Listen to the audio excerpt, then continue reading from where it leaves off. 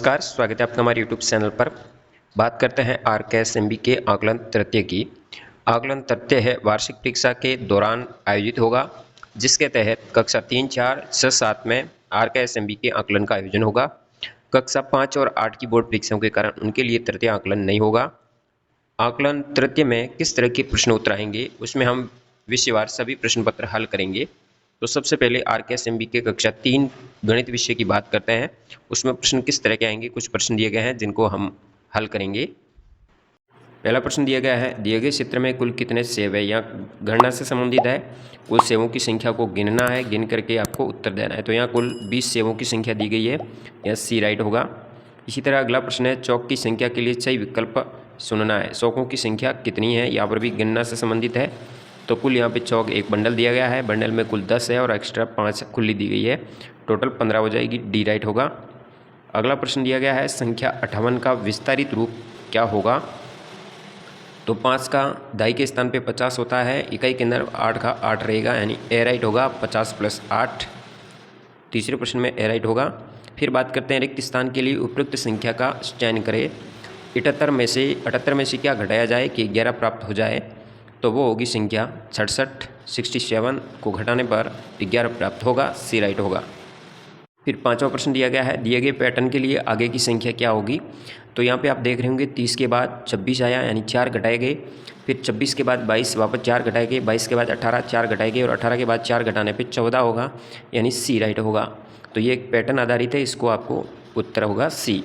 ये कक्षा 3 के प्रश्न उत्तर थे। अब बात करते हैं कक्षा 4 गणित विषय के प्रश्नोत्तर की। कक्षा 4 में पहला प्रश्न दिया गया है, संख्या 72 में अंक 7 का स्थानीय मान क्या है। यहाँ पे 7 दाई के स्थान पे आया है, तो 70 हो जाएगा, डी राइट होगा पहले में। दूसरे प्रश्न में आपको हल करना है, 43 के साथ 28 को जोड़ना है, या जोड़ दी गई है। इसको जोड़ने पर हल क्या प्राप्त होगा, वो आपको ABCD में से सिलेक्ट करना है। तो इसको हल करने पर आपके सामने उत्तर आएगा 71, यानी बी राइट होगा। 8 और 3 11 हो जाएंगे, यहाँ से लग जाएगी 1, 4 और 2 6 हो जाएंगे, और 1 7 हो जाएंगे, 71 इसका उत्तर राइट होगा। फिर बात करते हैं प्रश्न नंबर 3 की। 3 में दिए गए छायांकित भाग का भिन्न के रूप में लिखना है। यहाँ टोटल भाग कितने हैं वो गिनना है। टोटल 8 भाग हैं, तो हर है वो 8 होगा। 8 में से छायांकित भाग 1, 2, 3 और 4 दिए गए हैं, तो 4/8 इसकी भिन्न बन जाएगी, जो कि ऑप्शन नंबर डी में दी गई है, डी राइट होगा। फिर चौथे प्रश्न में, प्रार्थना सभा की एक कतार में 8 विद्यार्थी है, ऐसी ही 8 कतारें हैं, तो कितने विद्यार्थी खड़े हैं। तो अधिक का ज्ञात करने के लिए हमेशा किसी भी संख्या का गुणा किया जाता है, 8 × 8 कर दो, इसका उत्तर हो जाएगा 64, यानी बी राइट होगा। फिर प्रश्न नंबर 5, यदि आज शनिवार है तो बताइए 11 दिन बाद कौन सा वार होगा। यदि आज को 7 में काउंट करते हुए आगे बढ़ेंगे तो बुधवार या गुरुवार होगा, यानी बी या सी में से कोई भी राइट हो सकता है। कल शनिवार को यदि काउंट न करें तो अगला गुरुवार हो सकता है, और शनिवार को काउंट करें तो बुधवार होगा। इस तरह से आपको इसका प्रश्न का उत्तर लिखना है। फिर बात करते हैं कक्षा 6 के गणित विषय के प्रश्न पत्र की। यहाँ पे पहला प्रश्न दिया गया है, संख्या 4256 में अंक 2 का स्थानीय मान है।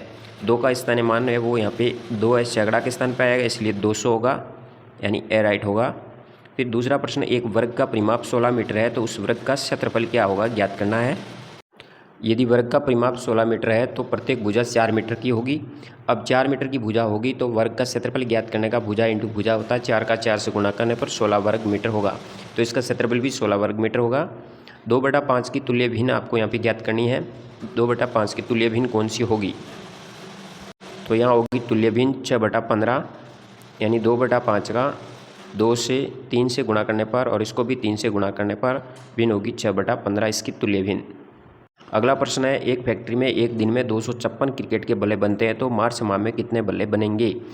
यदि एक दिन में ये बनते हैं तो एक दिन का 256 हो गया।